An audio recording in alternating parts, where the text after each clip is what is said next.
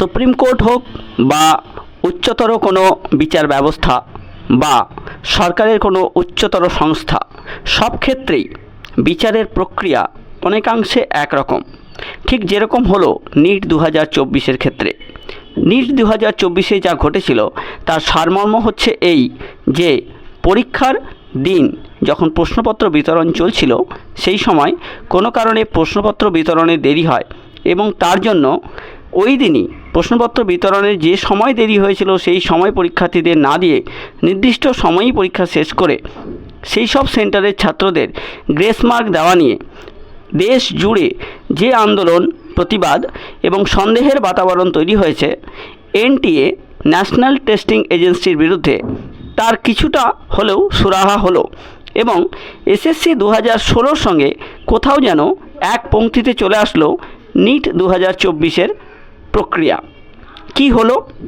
NEET 2016-24 এই ক্ষেত্রে বারবার যে অভিযোগটি উঠছিল গ্রেস মার্ক দেওয়ার, তার বিরুদ্ধে বিভিন্ন জায়গায় আন্দোলন এবং সুপ্রিম কোর্টে মামলা বিচারাধীন হওয়া এবং সব ক্ষেত্রে উচ্চ পর্যায়ের যে কমিটি গঠন হলো সেই উচ্চ পর্যায়ের কমিটিতে যারা চেয়ারপারসনরা রয়েছেন তারা যে ডিসিশনটা নিলেন সেটা অনেকাংশে এসএসসি 2016-র সঙ্গে মিলে যেতে পারে। এসএসসি 2016-র যোগ্য এবং অযোগ্য নিয়ে যেখানে রাজ্য জুড়ে তোলপাড় চলছে, এই পরিস্থিতিতে নিটের 2024-এর আন্দোলন ভয়ানক আকার ধারণ করেছে গোটা দেশ জুড়ে। নিট 2024-কে কি সুন্দরভাবে ম্যানেজ করা হলো একটু দেখুন। নিট 2024 এখানে যাদের বিরুদ্ধে অভিযোগ সেই সংখ্যাটা সবার আগে এনটিএ পরিষ্কার করে দিলেন। এই সংখ্যা পরিষ্কার করাটা অত্যন্ত জরুরি। যেমন যোগ্য অযোগ্যদের ক্ষেত্রে এসএসসি সেই সংখ্যাটা পরিষ্কার করে এখনও বলছে না। তারা পরিষ্কার বললেন 1600-র মতো যে ছাত্রছাত্রী রয়েছে যে সেন্টারগুলোতে দেরি করে পরীক্ষা শুরু হয়েছিল এবং যাদেরকে তারা গ্রেস মার্ক দিতে বাধ্য হয়েছে, সেই 1600 পরীক্ষার্থীকে তারা পুনর্বিবেচনা করবেন গ্রেস মার্ক দেওয়ার বিষয়টি এবং দরকার হলে সেক্ষেত্রে আবার তাদেরকে পরীক্ষায় বসতে হবে।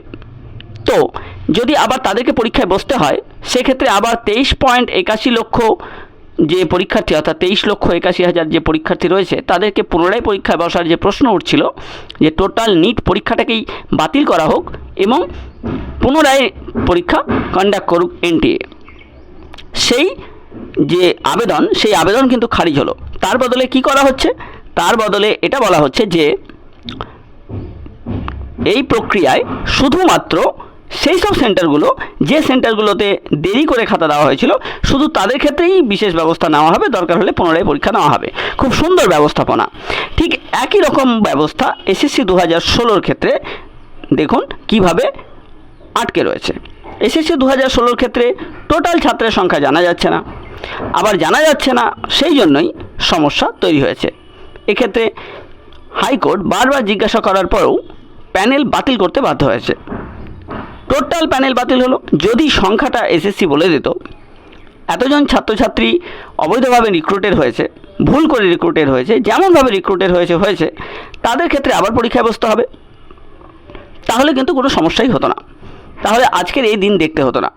2016-র এসএসসির যে অনিশ্চয়তা এবং আগামী কয়েক বছর ধরে এসএসসি নতুন করে রিক্রুটমেন্টের যে ভবিষ্যতে ধোঁয়াশা তৈরি হয়েছে সেই ধোঁয়াশায় কিন্তু জল ঢালত এবং আমাদের যে ভবিষ্যৎ প্রজন্ম এবং যে বেকার যুবক যুবতীরা বিগত 8 থেকে 10 বছর ধরে বসে রয়েছেন তাদের একটা সুরাহা হতো, তাদের চাকরি পাওয়ার একটা সম্ভাবনা তৈরি হতো বা পথ প্রশস্ত হতো। কিন্তু দুর্ভাগ্যের বিষয় যে টেস্টিং এজেন্সি যারা থাকে তারা যদি নিজেরাই কালিমালিপ্ত হয় তাহলে সমস্যা। এক্ষেত্রে এনটিএ নিজেরা কিন্তু নিজের প্রফেশনালিজমের চূড়ান্ত একটা পরিচয় দিয়েছেন, কিন্তু এসএসসি যে পরিচয়টা দিতে পারেনি। এসএসসি উল্টো কী করছে?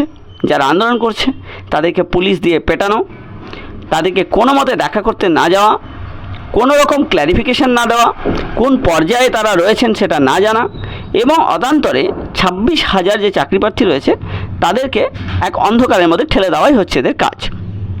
ভারতবর্ষে এইরকম অনেক টেস্টিং এজেন্সি রয়েছে ছিল যারা দুর্নীতির দায়ে সরে গিয়েছে দুর্নীতির দায় মাথায় নিয়ে আমাদের এসএসসিকেও সরে যাওয়া উচিত কিনা এটা সময় বলবে। এই নিয়ে একটা বিস্তারিত ভিডিও আমরা করব।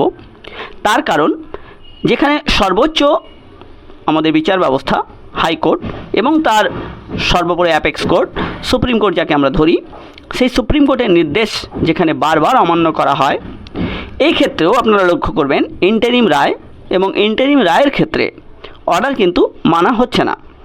একটা অর্ডারের কথাও যদি আমি বলি যেটি মানা হচ্ছে না, সেটি হচ্ছে রাজ্য সরকারকে নির্দেশ দেওয়া হয়েছে যে দৈনিক সংবাদপত্রগুলোতে কার চাকরি যাচ্ছে সে ব্যাপারে সঠিকভাবে নোটিশ আকারে প্রকাশ করা, বাংলা ইংলিশ, সেটা কিন্তু করা হলো না। আবার সুপ্রিম কোর্টের রায়গুলোকে এইরকম ধরে নেওয়া হচ্ছে যে আগামী 16 তারিখ আসা পর্যন্ত আমরা কিছুই করব না। 16 তারিখে সুপ্রিম কোর্ট যখন রায় দেবে, মডেলিটিসগুলো ঠিক করবে, তখন আমরা সে ব্যাপারে আলোচনা করব। তার আগে আমরা এই ব্যাপারে কোনো কথা বলবো না। এই ধরনের টেস্টিং এজেন্সি যদি থাকে তাহলে সাড়ে সর্বনাশ। তো বন্ধুরা, দেখা হবে পরে ভিডিও।